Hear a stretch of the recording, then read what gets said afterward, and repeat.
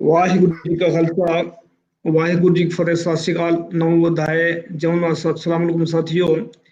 Voice of मानवता TV पर channel पर आपका सभी का स्वागत है। मैं मेघराज सिंह यूएसए। साथियों, आप सभी जानते हैं कि वॉइस ऑफ मानवता इंसानों की आवाज है, आपकी अपनी आवाज है और झूठ के खिलाफ हमारी आवाज बुलंद करते हैं। और जो भी समस्या चल रही है भारत में या कहीं भी वर्ल्ड के अंदर, तो हम पूरे वर्ल्ड की आवाज उठाते हैं। तो आज हम बात करेंगे इसकी मुंबई में जो बाबा साहब के घर के ऊपर जो अटैक किया गया है शैतानों के द्वारा, तो इस पर बात करेंगे। उन्होंने क्यों किया अटैक और क्या कारण रहा इसके पीछे। तो दो मेहमान हमारे साथ जुड़े हैं, प्रवीण जी और नकवी साहब। तो इनका स्वागत करते हैं, उसके बाद हम स्टार्ट करेंगे। जी प्रवीण जी, आपका वॉइस ऑफ मानवता टीवी चैनल पर बहुत बहुत स्वागत। सत श्री अकाल, जय भीम भाई साहब।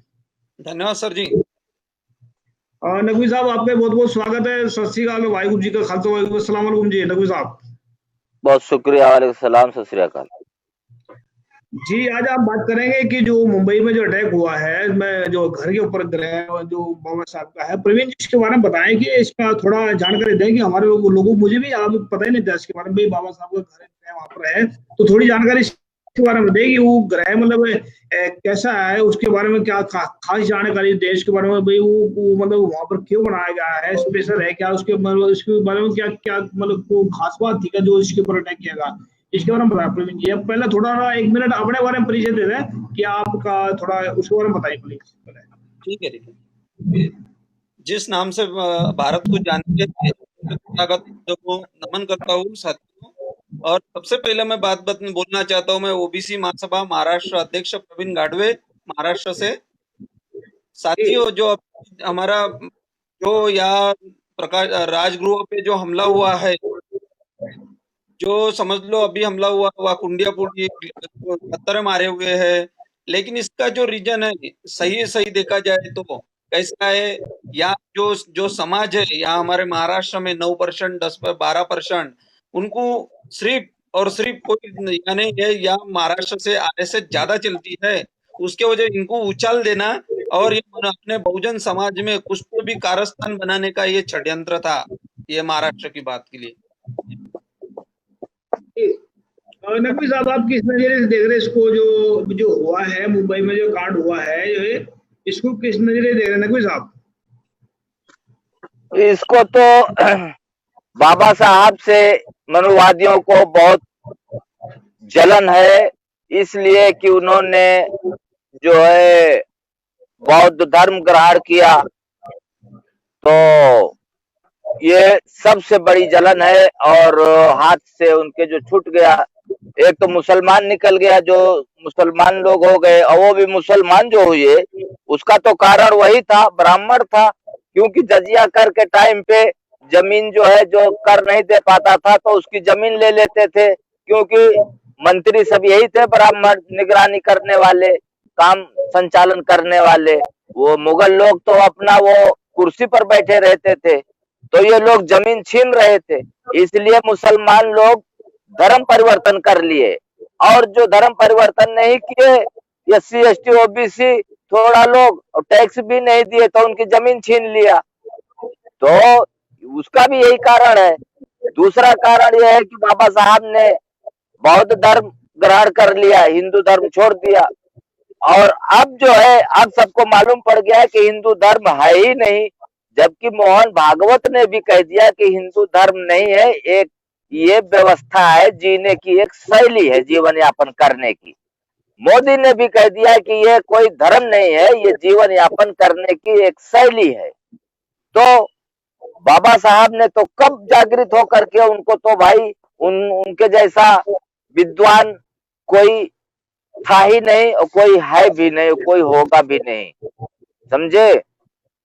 तो जिसको अगर बाबा साहब से या बाबा साहब के संविधान से अगर कष्ट है या बाबा साहब का सम्मान नहीं करना चाहते, तो उसके बाप में अगर वो दम है तो वो एक संविधान लिख कर दिखाए, या वो दूसरा संविधान ला करके लिखे, या इस संविधान को कैंसिल करके दिखाए। इस संविधान को ना तो उसका बाप रद्द कर सकता है और न दूसरा ला सकता है, सिर्फ उसका काम है भौंकना। अब ये संविधान चेंज नहीं होगा, कोई माई का लाल नहीं है, ना दूसरा ला सकता है और ना इसको रद्द करा सकता है, किसी का हिम्मत नहीं है, तो ये बस कुत्तों की तरह भौंकते रहेंगे, इससे ज्यादा कुछ कर सकते नहीं। तो वही है इन लोगों का जो है किसी आदमी बिल्ली खंबा खसोट है, इससे ज्यादा कुछ नहीं है। नहीं प्रवीण जी, आप बताएं थोड़ा, इसमें जो अटैक किया गया है इसके पीछे कारण बताएं, कारण क्या रहा है उससे, मतलब क्या बाबा साहब से उनको डर लगता है क्या मनुवादियों को, इसका डर को खत्म करने के लिए करते हैं, क्या कारण रहा होगा इसके बारे में बताएं प्लीज।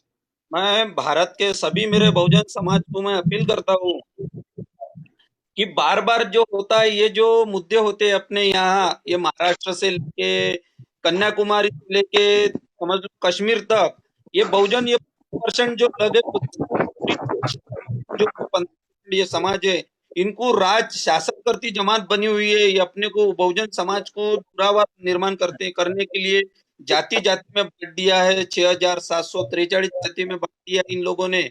और इन लोगों को लगता है अगर ऐसा करते जाऊंगा कि समझो कांग्रेस ने जो कार्य किया है, 80 से जो कलमा है उनको चेंज कर दिया, उसके बाद बीजेपी ने 120 कलमा चेंज कर दिया, क्योंकि वो शासन उनका, सरकार, न्यायपालिका, संसद, कार्यपालिका, प्रसार प्रचार माध्यम उनका है। और बहुजन समाज जागृति में जाति जाति में बांट के इन लोगों को ऐसा नहीं लगता कभी। लेकिन हम ओबीसी समाज ने 52% जो समाज है ओबीसी का, हम अभी लोगों ने संविधान पढ़ के, हम लोगों ने बाबा साहब को हमारे सर पे दिमाग में डाल के रख दिया है अभी। और ये जो गुमराह करने का काम किया अभी, ये आने वाले समय में, उस दिन राज्य पे, गृहों पे हमला किया, जैसा समझ लो हमला किया, लेकिन हम लोग शांत से लेके उनको भी समझदारी से पास में लेके हमने भी पहले जाहिर निषेध किया। इसके वजह से सभी तरफ से या इसकी खुली होने वाली है अभी। और आरएसएस सब जानती है कि ओबीसी समाज जागरूक हुआ, ये आज नहीं कल तो भी अपने को यहाँ से भगा देने वाले लोग हैं। और हम लोग बोलते हैं, हम लोग बहुजन एससी समाज को हमेशा बोलते रहते हैं, तुम हमारे भाई है, मुस्लिम हमारे भाई है, सिर्फ तुम्हारा 10% जो समझ एससी पर जो है 15% है भारत में, जो मुस्लिम 10.5% है, और एससी एसटी एनटी जो 7.5% है, ये हम लोग मिला के पूरे ओबीसी के साथ रहो, हमारे कंधे को कंधा लगा के काम करो। हम लोगों को इनको जो ये आरएसएस की जो मनुवादी, जो आतंकवादी संगठन है, इन लोगों के नजरिया में लाएंगे ये आतंकवादी लोग अपने बहुजन समाज में। हमेशा ये जैसा श्रीलंका में सोने की चिड़िया बोलते थे, वो नालंदा विद्यालय था, विद्यालय जला दिया। ये भी 50,000 किताबें, या ये भी इनको जलाने का ये मकसद है इनमें, लेकिन जला तो सकते नहीं, क्योंकि उस जमाने में कभी सीसीटीवी कैमरे नहीं थी। आज सीसीटीवी कैमरे आ गए, ये लोग नजरिया में दिखते हैं, इसके वजह से वो जला नहीं सकेंगे। बहुजन समाज जागरूक होके हम लोग अपील करते हैं सभी हमारे बहुजन समाज को कि हमारा जो है पहला पुराना इतिहास, अपने महापुरुषों ने जो इतिहास लिखा वो पढ़ो, और पढ़ने के बाद लोगों को घर घर तक जाके बताओ, जब करके ये संविधान जो है आर्टिकल समझ लो 301 से लेके 395 तक ये पढ़ के, ये जो लगता लोगों को ओबीसी समाज भी लगता है कि हमारे लिए नहीं किया, बाबा साहब ने कभी एक ही समाज के लिए किया है, लेकिन ऐसा नहीं है। पूरे बहुजन जो संविधान बनाया वो बहुजन समाज के लिए बनाया हुआ है। और वो पढ़ के हम लोगों को एक ही मकसद में डालना है, हमारा जो लास्ट कार्य है कि बहुजन समाज में हमारा संविधान बचाने का, और ईवीएम का जो मसला है पूरा का, ये ईवीएम मशीन जब तक ये भारत में है तक ना ही बदला सकते, ना ही इनको अपने हाथ में शासन ले सकते हैं साथियों। और मैंने एक बात आपने जो सीसीटीवी की बात करे ना, सीसीटीवी से कोई फर्क पड़ने वाला नहीं है। यहाँ पर दिल्ली में 1 लाख से पता नहीं कितने उन्होंने केजरीवाल ने सीसीटीवी लगवाए थे, मुसलमानों को घरों का आग लगा दिए, पुलिस वाले भी साथ में मिले, सीसीटीवी इतने लगे हुए थे, क्या फर्क क्या होगा उसका? सीसीटीवी कोई बंदा उसके अंदर पड़ेगा जो सीसीटीवी के अंदर आए हैं, तो सीसीटीवी से नहीं, आप लोगों को खुद को स्ट्रॉन्ग होकर जो है वो किताबें नहीं, सिर्फ अगर 50,000 वहां पर किताबें हैं जितनी भी हैं, 50 नहीं 50 लाख किताबें बनवा दो, उनकी कॉपियां करवा ताकि बनवा दे, जलाते वो तो जलाए, उनका काम है जलाने का काम। उनका सबसे ज्यादा, मैं किताब के अंदर पढ़ रहा था कहीं कि उसको जो है इनको सबसे ज्यादा आग ने सहारा दिया है, क्योंकि जिसको नहीं चाहते उसको जला देते हैं, जिसको मतलब गुलाम बनाना चाहते गुलाम बना देते हैं, तो चलता रहता है। नकवी साहब क्या कहना चाहते हैं इसी पर? ये इस बार जब से बीजेपी इस बार जीत करके आई है, दूसरी बार, पहली बार जीती थी तो भी चल रहा था हनन शोषण दमन, और इस बार जब से जीत करके आई है, ताकि लोग ध्यान ईवीएम की तरफ न जाए, जिस दिन से जीती है इस बार, उस दिन से एक ना एक रोज एक से बढ़कर दूसरा षड्यंत्र, दूसरा से बढ़कर तीसरा षड्यंत्र कर रही है, एक से बड़ा दूसरा, दूसरा से बड़ा तीसरा। देखिए वो वहां पे जो है वो मंदिर तोड़ी गई वहां महावीर की, दिल्ली के आसपास में। उसके बाद में ये केस आ गया, उसके बाद में तीसरा केस आ गया, उसके बाद में एनआरसी हुआ, वहां आग जलाने लगाने लगे। तो इस बार जब से अभी 1 साल हुआ, 1 साल में हर हफ्ते एक न एक उससे बड़ा षड्यंत्र कर रही है, समझे। अभी 20 सैनिकों की शहादत हो गई, 46 पुलवामा वहां हुआ था इलेक्शन के टाइम पे। तो 1 साल से 2-3 महीना ज्यादा हुआ, 3-4 महीना, एक पुलवामा का षड्यंत्र हुआ, सीबीआई जांच नहीं हुई, और कुछ पता नहीं लगा आरडीएक्स कहां से आया। इस बार तो मारने वाला भी निहत्था था, मरने वाला भी निहत्था था, पता नहीं कहां मारे गए। कुछ वीडियो भी कोई मीडिया नहीं देखा कि निहत्थे लोगों को कैसे मार रहे थे, किसने मारा, कुछ मालूम नहीं पड़ा। चाइना ने भी नहीं बताया कि मैंने मारा या नहीं मारा। तो वो लोग कहां मारे गए, हमारे यही हम पूछना चाहते हैं लोगों से कि ये 20 सैनिक कहां पे मारे गए, उसका कोई वीडियो नहीं दिखाई पड़ा, और चाइना ने बताया भी नहीं, या इनकार नहीं किया, इकरार नहीं किया। और एक बात बता रहा हूं, अगर चाइना ने 20 सैनिक मारे होते तो इंडिया चिल्लाने लगता कि आपात स्थिति आ गई, समझे। जैसे अटल बिहारी वाजपेयी जब गिलगित में हुआ था, तो चाइना बॉर्डर पे वहां वो, अरे उसको क्या बोलते हैं भाई, कश्मीर में, तो उस टाइम पे जो है अटल बिहारी ने कहा था कि आपात स्थिति आ गई है, लेकिन इस बार तो किसी ने कुछ कहा नहीं। प्रधानमंत्री ने कहा कि कोई घुसा ही नहीं, तो घुसा ही नहीं तो कहां मारे गए 20 सैनिक। इसका मतलब कि 20 सैनिक के लिए षड्यंत्र किया गया है। ये विचार दूसरे तरफ चली गई, हम बात कर रहे हैं बाबा साहब के ऊपर, तो उसमें थोड़े जानकारी लेना चाहता हूँ। जो भी अगर हमारे भाई साहब जो इसको मैं देख रहे हैं, वीडियो को इसमें लाइव देख रहे हैं, मैंने इसमें लिंक सेंड किया है इसके नीचे, वीडियो के नीचे। उसको अगर आप जुड़ना चाहते हैं तो उसमें इसको डाउनलोड करके फेसबुक के साथ अटैच करके जुड़ सकते हैं। तो आप अगर जुड़ना चाहते हैं जुड़े प्लीज। तो नकवी साहब, जो प्रवीण जी, अब बताएं थोड़ा सा कि जो शैतान लोग किन की चाल हो सकती है, जो है मतलब घर तोड़ने में या जो भी हमने अटैक किया है, किन लोगों का हाथ है इसके पीछे, इसके बारे में कुछ जानकारी दे सकते हैं तो प्लीज बताएं प्रवीण जी। देखिए बाबा साहब के संविधान को ये बार बार एक ना एक, 2 आदमी 3 आदमी, कोई ना कोई हर हफ्ते बयान देता है कि इस संविधान को तो बदला जाएगा, ये भी बार बार बयान में आ जाता है। बाबा साहब की जो निशानी को मिटाना चाहते हैं, जैसे नालंदा विश्वविद्यालय को जलाया गया था, और अनेकों हजारों यानी हजारों से ज्यादा महात्मा गौतम बुद्ध की मूर्तियों को तोड़ के नष्ट किया गया, और कुछ को शक्ल तब्दील कर दी गई, उसके ऊपर लाल कपड़ा डाल दिया, या उसका थोड़ा से कुछ और डेकोरेशन कर दिया। अभी भी कितने जो है काले कपड़े या ऊपर पेंट लगा दिया काला, तो इस तरह से शक्ल तब्दील कर दी गई। भारत जो है प्राचीनतम धर्म बुद्धिस्ट था, और 100% यहाँ मैं कहता हूँ 100% बुद्धिस्ट थे।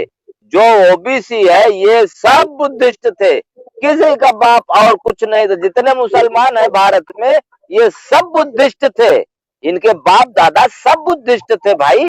ये जितना एसटी एसटी ओबीसी माइनॉरिटी में जो सिख है, ईसाई है, मुस्लिम है, ये सब बुद्धिस्ट थे। इनके एक ही खानदान, एक ही परिवार के हैं, और अपना खानदान परिवार दुश्मन की तरह से लड़ रहे हैं, क्योंकि 3.5% ब्राह्मण विदेशी, ये भी राजपूत जो है, राजपूत और ब्राह्मण एक जगह के ना आए हैं, ना इनकी रिश्तेदारी होती है, और राजपूत का शासन किस काल से शासन उनका जो है कायम हुआ, हमेशा से नहीं था। और सन 812 में या 860 में मोहम्मद बिन कासिम आया, तो उस समय किसका शासन था?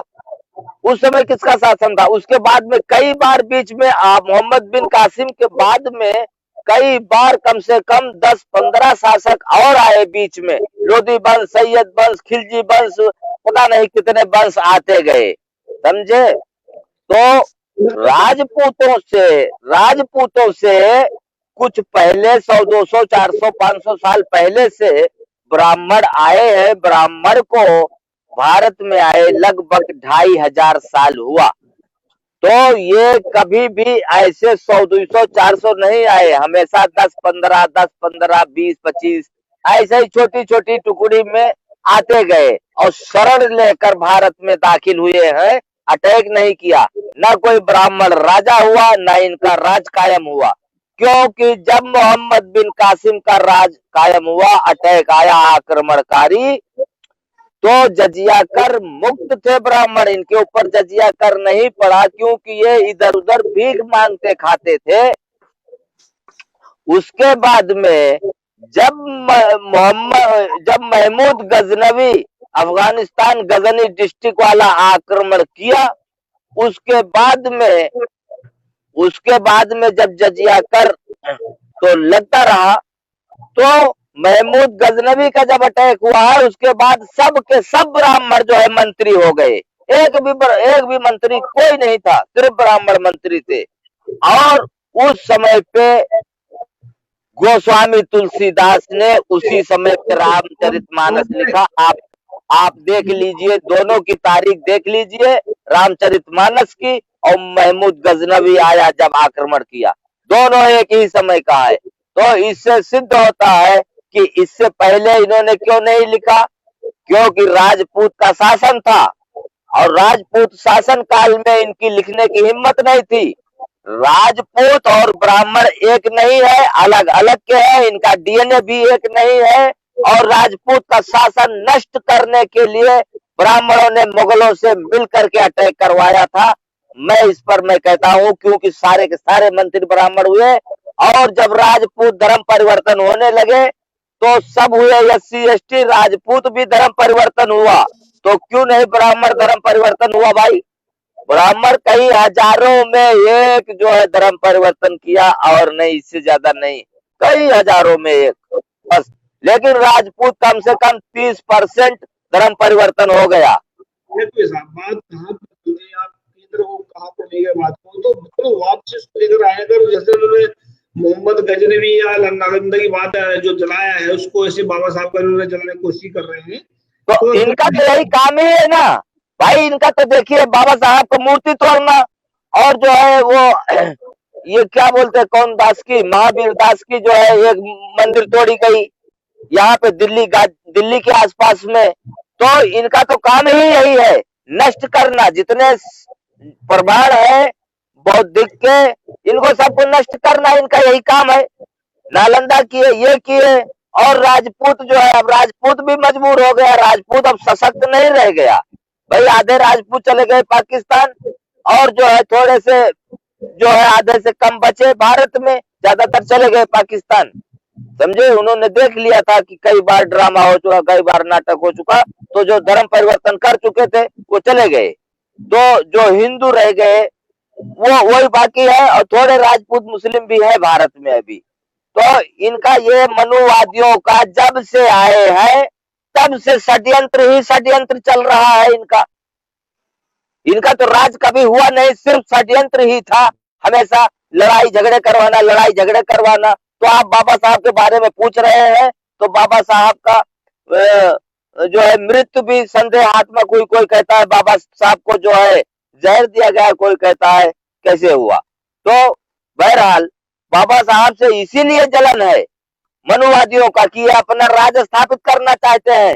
मनुवादियों का अब राज यही 6 साल में स्थापित हुआ है, वो भी अभी पूरी 100% नहीं हो पाया है। अभी भी ये पूरी तरह से मजबूत नहीं हो पाए हैं, क्योंकि अभी ओबीसी थोड़ा इनके बहकावे में है। और इस तरह से इनका राज शासन कभी नहीं हुआ, क्योंकि पहले मुगल थे, मुगलों से आर्डर पास करवाना होता था, तब काम करवाते थे। अब तो खुद जो है अपना आर्डर पास कर लेते हैं, जज भी उनका, पुलिस भी उनका, मिलिट्री भी उनका, शासन भी उनका, पार्लियामेंट भी उनका, विधायक नेता खरीदे हुए उनका, दलाल जितने हैं उनका। तो इसलिए अब जैसा सशक्त हुआ है मनुवादी, ऐसा पहले कभी नहीं था। जब से आया भारत में मनुवादी, तब से लेकर आज तक जितना अब हुआ सशक्त, इतना कभी नहीं था। तो इनका भरपूर प्रयास है कि बाबा साहब का संविधान भी मिटा दो, बाबा साहब की मूर्ति भी तोड़ दो और सिर्फ मनुवाद कायम कर लो। और धोखा दे रहे हैं वैश्य और राजपूत को भी।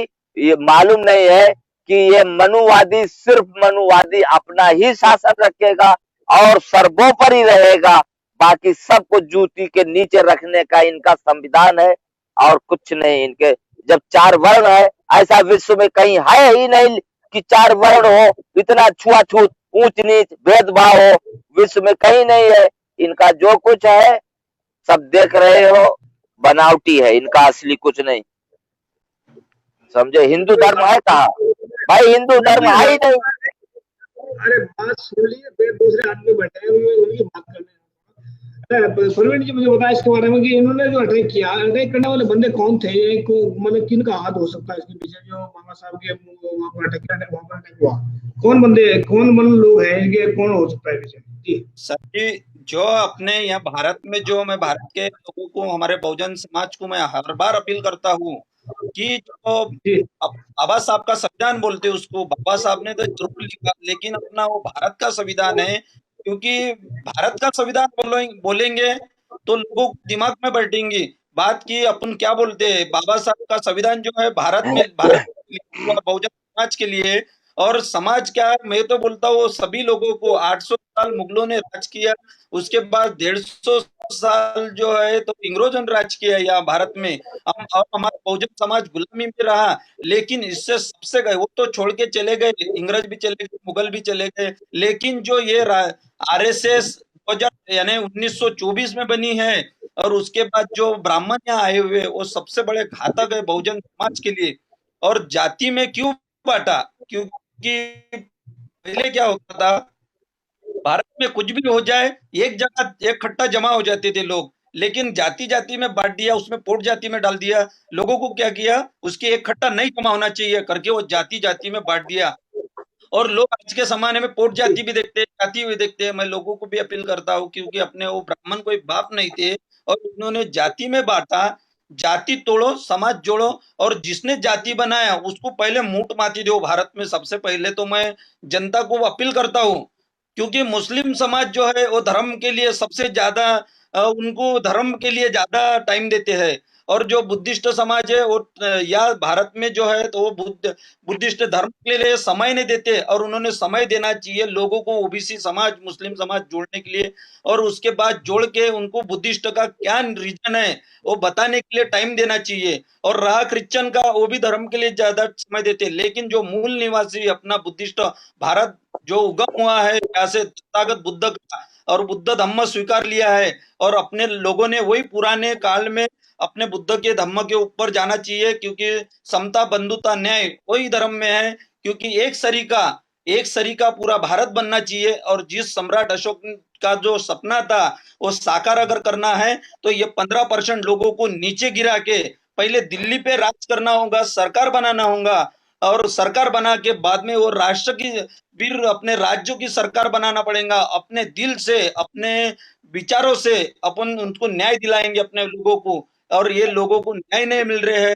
और भारत का संविधान जो है तो बहुजनों ने लिखा, बाबा साहब ने लिखा, और भारत के लिए जो मनुवादियों के चलाने वाले मनुवादी है उनके हाथ में चला गया। उसके वजह से ये 73-70 साल हो गए संविधान देके, लेकिन आज तक कुछ फर्क नहीं गिरा।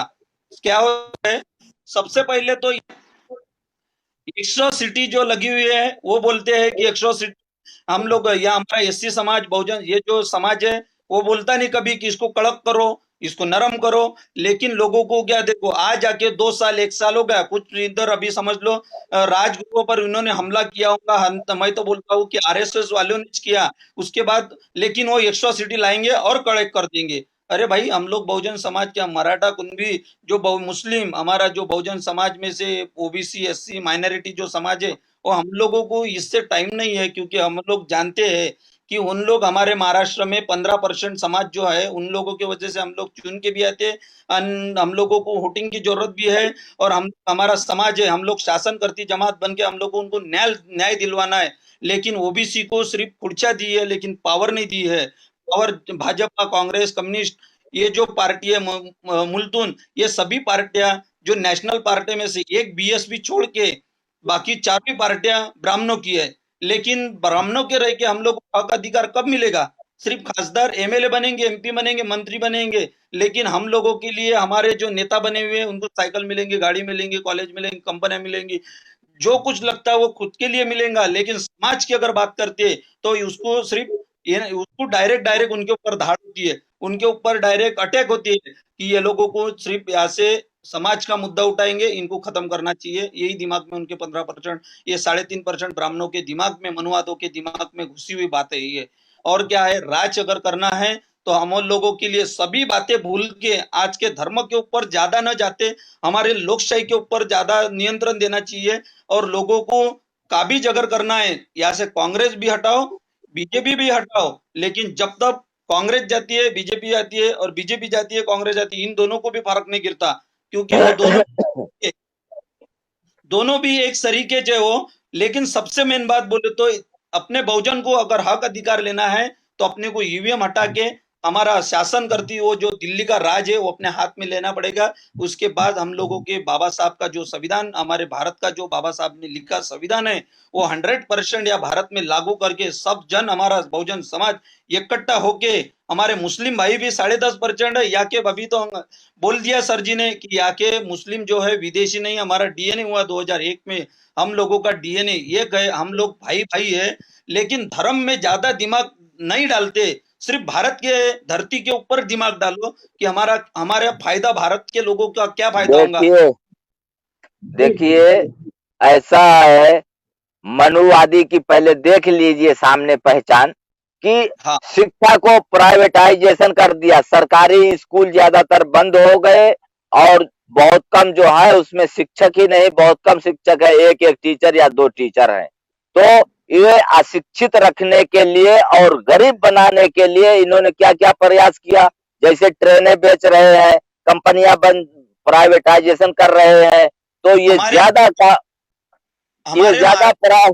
हाँ, महाराष्ट्र में जो जिला परिषद की स्कूल थी 3200, उन्होंने बंद कर दिया, क्योंकि उन्होंने सीबीएसई पैटर्न लाया, इंग्लिश मीडियम लाया। उसके बाद ये लाने के बाद क्या किया, प्राइवेट कर दिया। प्राइवेट करने का मेन हेतु क्या है, जो वो रिक्शा वाले का लड़का मराठी में पढ़ाएगा, कलेक्टर का लड़का सीबीएसई पैटर्न पढ़ाएगा, नौकरी और क्लास 4 क्लास 3 वाला इंग्लिश मीडियम पढ़ाएगा, यानी पैसे के हिसाब से वो शिक्षण देंगे। इनको तो सबसे बड़ा अटैक जो है ब्राह्मणवादों का, मनुवादों, ये आरएसएस का समझ लो, ये संगठन जो है, इन लोगों का अटैक जो है शिक्षण के ऊपर है, बहुजन को। उनको लगता है बहुजन पढ़ना नहीं चाहिए, उनको ज्ञान नहीं मिलना चाहिए, सबसे मेन हरकत है ये। तो मैं इसमें एक बात ऐड करना चाहता हूँ, इसमें वो देश में जो है ना, भारत के अंदर अगर कोई धर्म कामयाब हो सकता है आने वाले वक्त में, वो सिख धर्म है। क्योंकि सिख धर्म के पास में मनवादी जो है, मनवादी को जब मैं मान रहा हूँ कि मनवादी के पास में दो चीजें, एक हथियार है और एक विचार है। विचार झूठ फैलाते हैं वो, और हथियार से लोगों को मारते हैं। तो ना तो बुद्ध धर्म हथियार है, विचार तो है लेकिन हथियार नहीं है। मुसलमानों के पास में हथियार नहीं है, विचार हैं।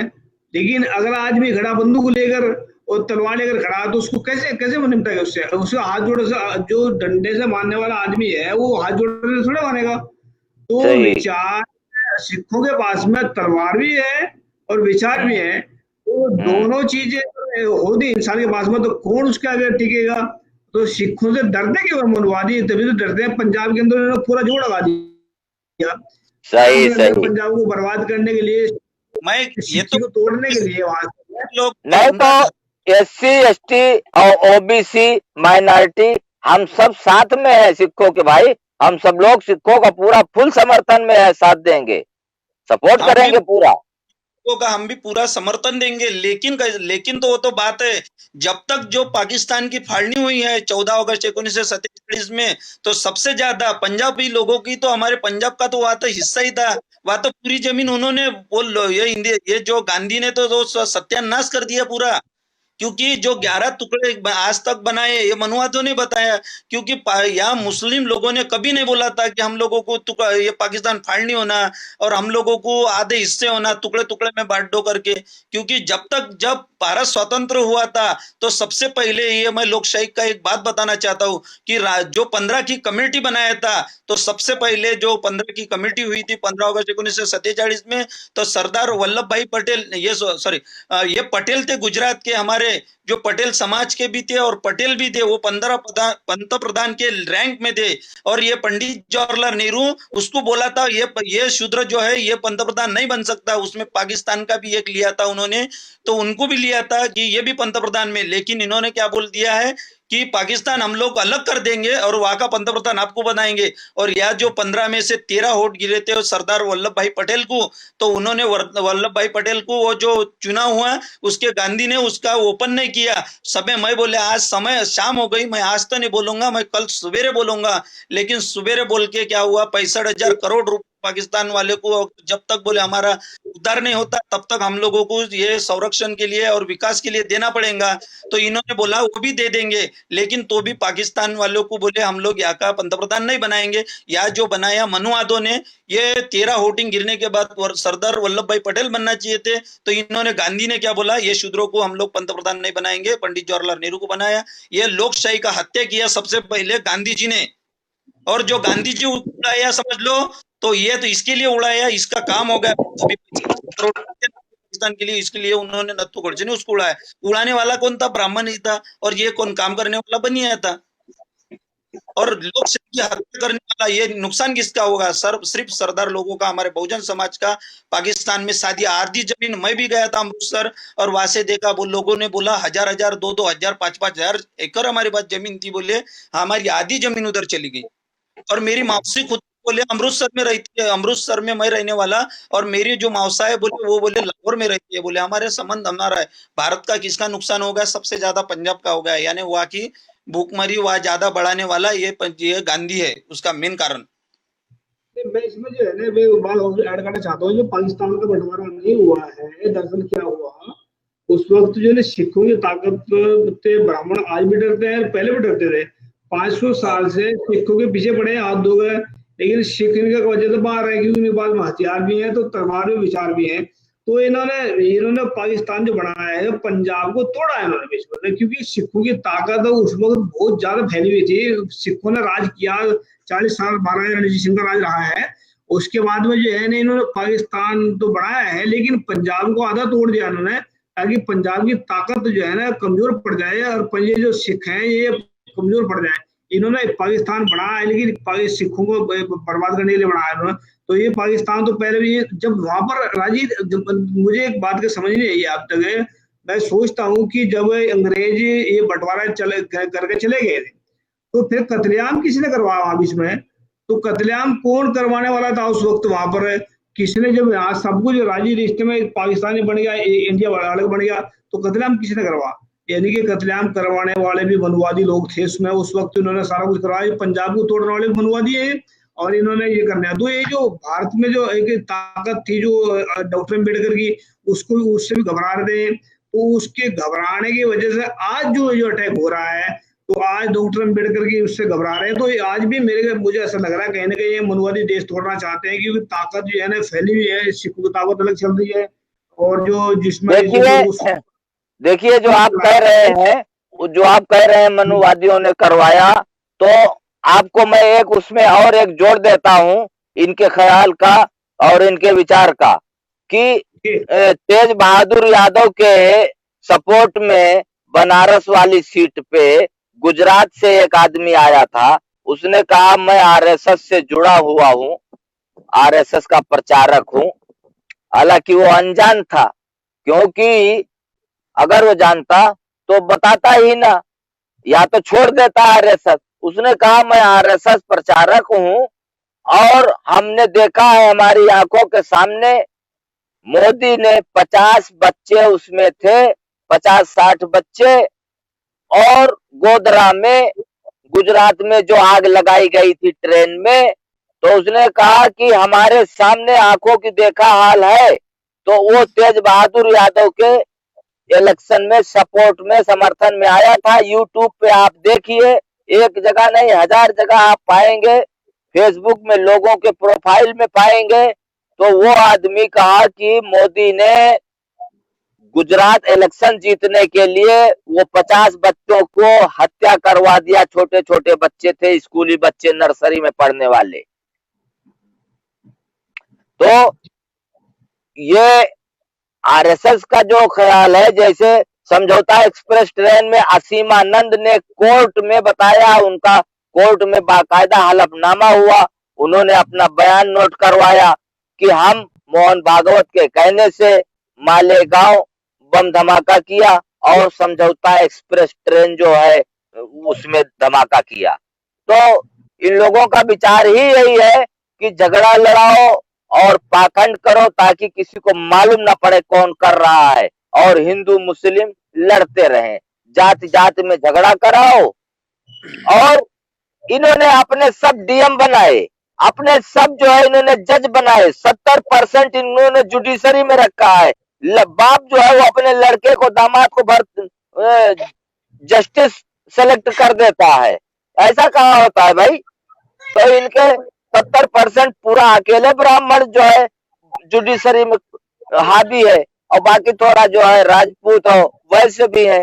बाकी जो है 8% में एससी एसटी ओबीसी माइनॉरिटी में 8%, यानी 92% जो है मनुवादियों ने कब्जा कर रखा है। उसमें भी 70% अकेला ब्राह्मण कब्जा कर लिया। नहीं, ये तो सही बात है, लेकिन उनको ग्राम पंचायत चुन के नहीं आते हैं वो ब्राह्मण लोग। और लेकिन हम लोग अभी कैसे बोलते हैं उनको कि कब्जा हमारी, जब जो गलतियां है और जो कमियां और खामियां वो निभाना पड़ेगा। तो अपने बहुजन समाज में इकट्ठा होके, जो सरदार रहे, मुस्लिम रहे, एससी रहे, बहुजन समाज में जो जाति है, पोट जाती है, उनको जोड़ के इकट्ठा करके ये काम है अपना कि सबसे पहले भारत में सबसे ज्यादा सही निशाना ईवीएम है, इसके अलावा और कोई दूसरा है नहीं। और ईवीएम के चुनाव का यह नतीजा है कि मनुवादी अपनी मनमानी कर रहा है और ईवीएम की तरफ ध्यान न जाए, इसीलिए रोज कहीं मूर्ति तोड़ देता है, कहीं मंदिर तोड़ देता है, कहीं कुछ कर देता है, ईवीएम की तरफ ध्यान न जाए, ध्यान भटकाने के लिए। ये जो अभी जो हो रहे हैं, ये कुंडिया तोड़ना, पत्थरे मारना, और जो हमारे पहले भी हुए थे, सरदार जो 84 में हुआ गोधरा कांड हुआ, उसके बाद ये गुजरात में भी कांड हुआ, उसके बाद वो इंदिरा गांधी को उड़ाया था, राजीव गांधी को उड़ाया, उसके बाद जो मारे गए लोग हैं हमारे बहुजन समाज के और बहुजनों के से, तो सभी के मैं बोलता हूँ इन लोगों को सबसे दिमाग में लेके सबसे पहले लोगों को क्या है, जो आरएसएस जो संगठन को भेजती है, तो मुस्लिम समाज की एक टोपी लगा के, दाढ़ी बढ़ा के और उसको उड़ाने के लिए बोल। लेकिन मैं बोलता हूँ हमारे पास यार ये जो टप्पर बेचने वाले लोग हैं, इनके पास एपी 47 और पिस्तौल, ये इतने महंगे बंदूका का इनको खाने के वादे है, बंदूका आती कहाँ से? ये जो लोगों ने विचार करना चाहिए, ये लोग आरएसएस वाले देते हैं इनको बंदूका, और इनके ही लोग रहते हैं ये देने वाले। बम या बारूद नहीं मिलती हम लोगों को अगर संरक्षण के लिए। कर्नल पुरोहित मिलिट्री में, डिफेंस में स्टोर में रहते थे, जहां असलहा रखा जाता है, बारूद रखा जाता है, लेफ्टिनेंट थे। तो इन्होंने वहां से बारूद, खुद बताया बयान में कि वहां से बारूद चोरी करके लाए मिलिट्री से, और वहां से ला करके तब बम बनाया कर्नल पुरोहित ने। तो वहां से ला करके बम बनाया, तब मालेगांव में दगाया और समझौता एक्सप्रेस ट्रेन में दगाया। इनका जो ये अभी जो स्टैन गन मिली इसके पास में, विकास दुबे के पास में, स्टैन गन सिर्फ मिलिट्री के लिए है और पुलिस के लिए है। कहां से मिल गई? तो इनको सामान भी आरएसएस वाला उपलब्ध करवाता है। ये जो मुंबई में भी हमला हुआ था, मारे गए, ये अधिकारी मारे गए, इसको पूरा साजिश बना के मारा गया हुआ है, क्योंकि ये जो तीन जो ऊपर में 3 थे, जान जान पहचान का तो विषय नहीं था, लेकिन इनको आईपीए ये जो अधिकारियों को मारा गया इनको, क्योंकि उनके पास पुरावे हाथ में लग गए थे, उसके वजह से इनको ये संगठन ने पूरा साजिश करके इनको उड़ा दिया है साथियों। तो मैं तो बोलता हूँ ये बहुजन समाज का मसला है, और बहुजन समाज ने आज 3000 साल से अपन गुलामी काट रहे हैं, और ये भारत लोगों को लगता है कि स्वतंत्र मिली है, स्वतंत्रता नहीं है, क्योंकि यहाँ के अन्नाभाऊ साठे जो 16 अगस्त को विधानसभा में मोर्चा निकाला था, ये आजादी झूठी है, देश की जनता भूखी है करके, लेकिन आज के तारीख में जो 3 महीना लॉकडाउन रहा है उसमें लोगों को पता चला है अपने भारत का विकास नहीं हुआ है। तो विकास काय को बोलते हैं, हम लोग जिंदा है इसके लिए ही विकास बोलते हैं भारत के लोग। ये सबसे बड़ी इनका जो दिमाग बोलिए सर। लोगों ने तो मैं लास्ट में जब तक ईवीएम से चुनाव होगा न विकास हुआ है न विकास होगा, और बर्बादी होगी। ये सही बात है। लास्ट सवाल करूंगा मैं, ये जो अटैक हुआ है इसके बारे में बहुजनों को क्या करना चाहिए और इस मनुवाद की गुलामी से कैसे बाहर निकल सकते हैं? दो सवाल किए मैंने, इसका जवाब दीजिए 2 मिनट में जी। क्या जी मैंने जो अटैक हुआ इसके लिए बहुजनों को क्या कहना चाहते हैं आप? इसके लिए क्या कार्रवाई करनी चाहिए इनके ऊपर, आरएसएस के ऊपर? क्योंकि ये तो करते रहते हैं, इनके ऊपर जब तक इनके ऊपर केस नहीं करेंगे ना तब तक ये मानेंगे नहीं। तो अच्छा, जो राजगृह पे जो वहाँ अटैक किया है, जो वहाँ का तोड़फोड़ किया है ना, उसके बारे में पूछ रहे हैं? हाँ जी जी। उसके बारे में अगर जो लोग संविधान को मानते हैं, जो लोग बाबा साहब को मानते हैं, उनको शपथ लेना चाहिए कि ईवीएम से चुनाव नहीं होने देंगे। यही एक सबसे अच्छा रास्ता है। जब ईवीएम से चुनाव नहीं होगा तो ये मनुवादी 3% खुद ब खुद ये बस उतने रहेगा कि जितना चाहिए, ये 3.5% है तो इसको अपना 3.5% मिलेगा। इसके अलावा कोई उपाय है नहीं। लड़ाई करने जाओगे, मिलिट्री मारेगी, पुलिस मारेगी, जेल जाओगे। सीधा सब लोग कसम खा लो कि बाबा साहब का संविधान से हम सिर्फ बैलेट पेपर से चुनाव होने देंगे, ईवीएम से चुनाव नहीं होने देंगे। उठाकर वोट डालेंगे, जंतर मंतर जाएंगे, वहां जो है आंदोलन करेंगे। जैसे वो निर्भया कांड में बाबा रामदेव ने सलवार पहन के बीजेपी वालों ने जाकर के वहां जंतर मंतर पे लगा लिया भीड़। ऐसा ही चलो, एससी एसटी ओबीसी माइनॉरिटी क्यों नहीं चलते? सिख भी चलो, ईवीएम के खिलाफ जो है वहां पे आंदोलन करो। तो जितना भी जी वो तो सही बात है, सही बात है, लेकिन ईवीएम पे बैन कैसे लगेंगे? जब अपना शासन आएगा, और जब शासन आएंगे हम लोगों को अधिकार के लिए हम खुद हमारे समाज के बहुजन समाज को हक अधिकार देंगे। जब तक ये मनुवादी को खून लगा हुआ है, इनके मुंह को ये कहाँ छोड़ने वाले हैं? ये तो मरने के लिए भी तैयार है, क्योंकि अभी दुबे मारा गया, तिवारी मारा गया, ये यूपी में जो अभी 8। अरे तो आपके कहने का क्या मतलब है? आपको कहने का मतलब नहीं, आप अभी बात ही नहीं। आज कह रहे हैं कि जब अपनी सरकार आएगी। अरे सरकार तुम्हारी 1000 साल नहीं आ सकती। मैं कहता हूँ सरकार कभी नहीं आएगी जब तक ईवीएम का विरोध नहीं करोगे। तुम्हारी सरकार कैसे आएगी? कोई सवाल ही नहीं है। सबसे पहले आरएसएस पे बैन लगना चाहिए भारत में। अरे यार, ये ओबीसी के दिमाग है ही नहीं, गोबर भरा है। आरएसएस पे बैन लगा था खुला, अब तो उसको सशक्त है, उस पर बैन लगाते रहो। अरे भाई, जो आदमी तुमको मुंह पे थप्पड़ मार रहा है और तुम मुंह टेढ़ा करके कह रहे हो कि भाई देखिए अब मार तो दिया लेकिन अब नहीं मारना। अरे जब वो मुंह पे मारा तो तुम उसके नाक पे एक घूसा मारो, तब जा करके तुम्हारा जवाब सही होगा। जब इलेक्शन ईवीएम से हो रहा है तो ईवीएम के लिए जान देने के लिए खड़े हो जाओ कि हमारी चाहे हम शूट कर दिए जाएंगे, चाहे मार डाले जाएंगे। बोलो नहीं, बोल तो हम ईवीएम से चुनाव नहीं होने देंगे। समझे कि नहीं? से हम लोगों को ईवीएम पे बैन ही लगना चाहिए। हम लोगों का पहला ही मकसद है, हम लोग 2000 का या 135 करोड़ में 2 करोड़ तो भी लोग जमा करेंगे और ईवीएम के बैन में उतारेंगे उनको, और मरने के लिए भी तैयार रहेंगे। ये बात तो हमारी बिल्कुल पूरी दिमाग में डाली हुई हम लोगों ने, क्योंकि हम लोगों को समाज भाई वो तुमको गरीब बनाने के लिए क्रीमिलेयर लगा रहा है। वो तुम्हारे गरीब बनाने के लिए 3 लाख रुपया से ऊपर हो गया था, तुमको गरीबी से बोल रहा गरीब नहीं हो, अमीर हो गए। और जो है सवर्ण के लिए 8 लाख रुपया तक की उनको गरीब मान रहा है। तो वो भेदभाव तो खुद कर रहा है मनुवादी, प्राइवेटाइजेशन कर रहा है, सब कर रहा है, और तुम्हारा दिमाग नहीं जा रहा है। तुम बोल रहे हो आरएसएस पे बैन करना चाहिए, आरएसएस पे जो है वो नेकर चड्डी पहनता है, उनको पूरा कपड़ा पहनना चाहिए, तो ये सब नहीं होता। सही सटीक निशाना लगाओ, सटीक निशाना लगाओगे, ईवीएम के लिए मर मिटने के लिए तैयार हो जाओ, और कोई रास्ता नहीं है। सर जी, हमारा जो काम मकसद है ईवीएम का, तो बयान तो हम लोग बोलते हैं लाना ही चाहिए, क्योंकि उनसे तो हमारी लोकशाही की हत्या हो गई है। बिल्कुल बिल्कुल, इसके लिए अच्छा, ये मनुवादी सरकार ऐसे नहीं मानेगी, जंतर मंतर जाओगे फिर भी ये मानेगी नहीं, क्योंकि इसके और कोई रास्ता नहीं वही बेईमानी करने का। उसी में मुंह काला करता है, उसी में रात में ले जा करके स्ट्रांग रूम में बदली करते हैं। तो इसके लिए इलेक्शन से 3 महीना 4 महीना पहले अभी समय है, अभी से आज से शुरू कर दो कि हम ईवीएम से इलेक्शन चाहते हैं। जब तक सरकार ये घोषणा न कर दे तब तक आंदोलन करते रहो। एक दिन भी ना पार्लियामेंट चलने दो, न कोई कोर्ट कचहरी चलने दो, न स्कूल चलने दो। प्राइवेट जितने स्कूल है, जितनी ट्रेन है, जितने बस है, सबको बंद करना पड़ेगा। ईवीएम जो है बंद करने के लिए, बैलेट पेपर लाने के लिए इस तरह से आंदोलन करना पड़ेगा।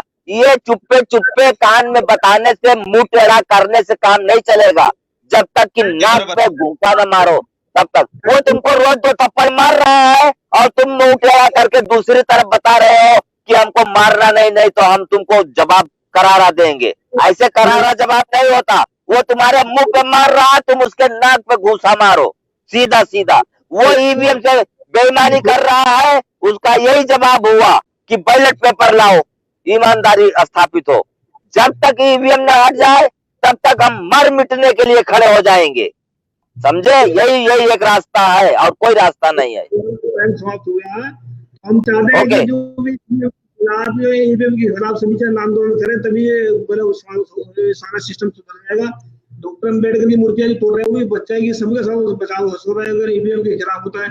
हमें एक वादा करता है सभी सामने, जो बहुजन सरकार आएगी तो आरएसएस सबसे पहले इस पर बैन लगाएंगे। पहले ईवीएम का खिलाफ आंदोलन छेड़ेंगे, ईवीएम खत्म करके सरकार बनाएंगे, सरकार के बनाने के बाद में जितने भी आरएसएस के मेंबर है सबको वो जेल में डालेंगे।